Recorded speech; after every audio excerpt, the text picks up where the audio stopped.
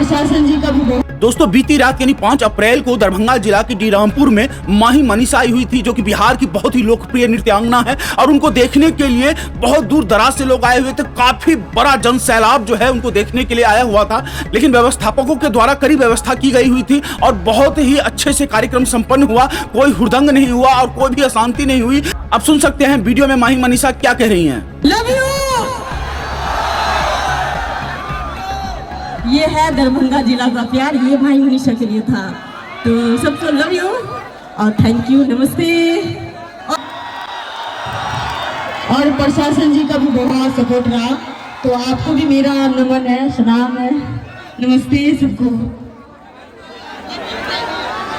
Love you तो बोलेंगे ना, कितने लोग भाई मनीषा से प्यार करते हैं भाई। Love you. ये है दरभंगा जिला का प्यार, ये भाई मनीषा के लिए था। तो सबको लव यू और थैंक यू, नमस्ते।